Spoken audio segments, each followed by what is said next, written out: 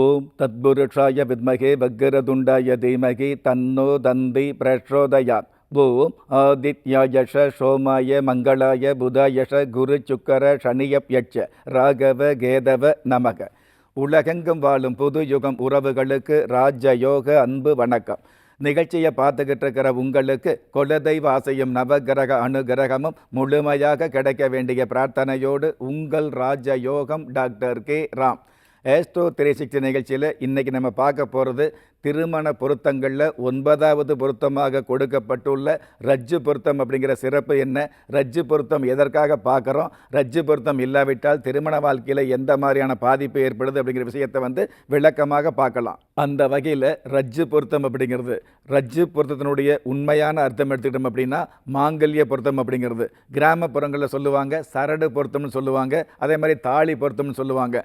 அந்த மாதிரி சரடு பொருத்தம் என்று சொல்லப்படுகிற, தாலி பொருத்தம் என்று சொல்லக்கூடிய, மாங்கல்ய பொருத்தம் என்று சொல்லக்கூடிய இந்த ரஜ்ஜு பொருத்தம் கண்டிப்பாக இருக்கணும்.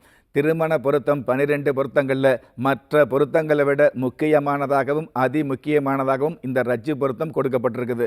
இந்த ரஜ்ஜு பொருத்தம் இருந்தது அப்படின்னா கணவன் மனைவிக்குள்ள நீண்ட ஆயுளோடு திரண்ட செல்வத்தோடு காலம் காலமாக ஒற்றுமையோடு 60ஆம் கல்யாணம் அப்படிங்கிற மிகப்பெரிய அமைப்போடு வாழக்கூடிய தகுதி மிகுதியாக கிடைக்கும் அப்படிங்கிறது சாஸ்திர விதி.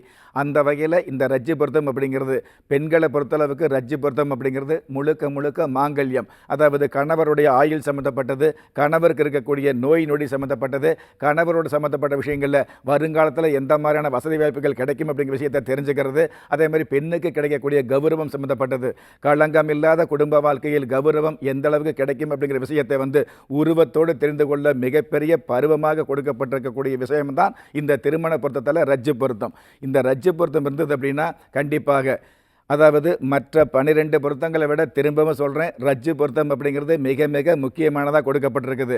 அப்படி ரஜ்ஜு பொருத்தம் இல்லாமல் திருமணம் பண்ணணும்னு வைங்களே, எனக்கு காதல் சம்மந்தப்பட்ட விஷயங்களில் ஈடுபாடு அதிகமாக இருக்குது, எனக்கு சாஸ்திர சம்பிரதாயங்களில் எனக்கு அதிகமான ஈடுபாடு கிடையாது, அந்த வகையில் எனக்கும் அவருக்கு மனசு ஒத்து போகும் பொழுது எங்களுக்கு ஜாதகமெல்லாம் தேவையில்லை, திருமண வாழ்க்கைக்கு மனசு ஒன்று தான் முக்கியம்னு சொல்லி தத்துவம் பேசுகிறோம் இல்லையா, அந்த மாதிரி தத்துவம் பேசுகிற கூட ஜாதகத்தில் பார்த்தீங்க அப்படின்னா ரஜ்ஜு பொருத்தம் இருந்தது அப்படின்னா உங்களுடைய தத்துவம் பக்குவமாக பலிதமாகும். அதுவே உங்களுடைய வாழ்க்கையில் திருமண பொருத்தத்தில் ரஜ்ஜு பொருத்தம் இல்லாமல் இருந்தது அப்படின்னா உங்களுடைய தத்துவம் தேவையில்லாமல் பித்து பிடிச்சி நீங்களே உலகத்தில் நல்லதுக்கு காலம் இல்லை அப்படின்னு வசனம் பேசக்கூடிய அல்லது சன்னியாசி மாதிரி பேசக்கூடிய ஒரு சூழலை நிச்சயமாக ஏற்படுத்துது அப்படிங்கிறது நிதர்சனமான உண்மையாக இருந்துட்டு இருக்குது.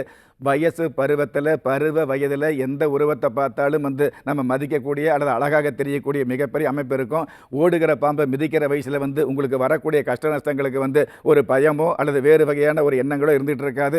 அதுவே திருமணம் ஆனதுக்கப்புறம் கொஞ்சம் கொஞ்சமாக வாழ்க்கையில் பள்ளம் மேடு கஷ்டம் நஷ்டம் வெகுமானத்துக்கு மேலே அவமானம் இந்த மாதிரி வரும்பொழுது, ஏன் சொந்த பந்தங்களே உங்களோடு போட்டி போடக்கூடிய பொறாமைப்படக்கூடிய சூழல் வரும்பொழுது அப்போ தான் ஜாதகங்கிறது கொஞ்சம் உண்மைதான், சாஸ்திரங்கிறது கொஞ்சம் உண்மைதான் அப்படிங்கிற எண்ணத்துக்கு வரக்கூடிய நன்மையான எண்ணங்கள் உருவாகுது அப்படிங்கிறது யதார்த்தம்.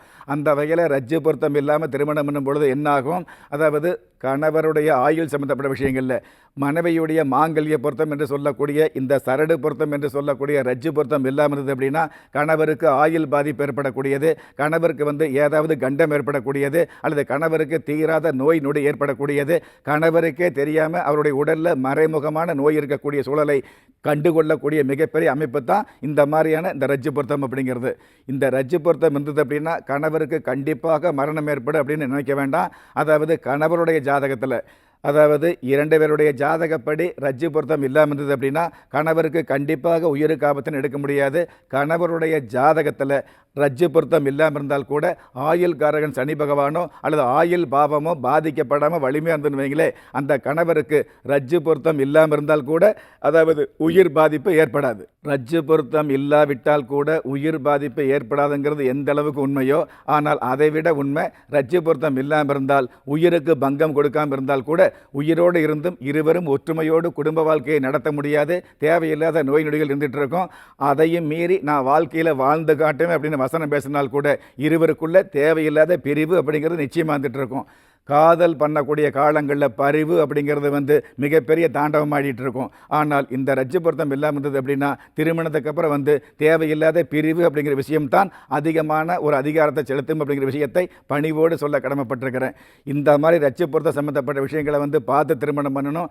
ரஜ்ஜு பொருத்தம் பார்க்காம தெரியாமல் திருமணம் பண்ணிட்டோம், அதற்கு ஏதாவது பரிகாரம் இருக்குதா, வழிபாடு இருக்குதா, இல்லை வேறு வகையான வழிமுறைகள் இருக்குதா அப்படிங்கிற விஷயத்தை தெரிஞ்சுக்கணும். அப்படின்னா யூடியூப்பில் ராஜயோகம் டிவியில் போனீங்கன்னா இன்னும் தெளிவான விஷயங்களை விளக்கமாக உறுதியாக விரிவாகவே தெரிஞ்சுக்கலாம். எது எப்படி இருந்தாலும் ஒரு மனிதனை யாரு கைவிட்டாலும் ஆன்மீகம் கைவிடாது என்ற அனுபவ உண்மையோடு அண்ட நிழலுமில்லை ஆதரிப்பார் யாரும் இல்லை என்ற நிலையில் உள்ளவர்களை குலதெய்வம் கைவிடுவதில்லை என்ற என்னுடைய ஆழமான ஆன்மீகத்தையும் பதிவு செய்து அகில உலகத்தில் உள்ள அத்துண தெய்வங்களின் அனுகிரகமும் ஈரேல் உலகத்தில் உள்ள எல்லா சக்திகளின் ஒட்டுமொத்த ஆசீர்வாதங்களும் உலக மக்கள் அனைவருக்குமே கிடைக்க வேண்டிய பிரார்த்தனையோடும் வாழ்த்துக்களோடும் உங்கள் ராஜ யோகம் டாக்டர் கே ராம்.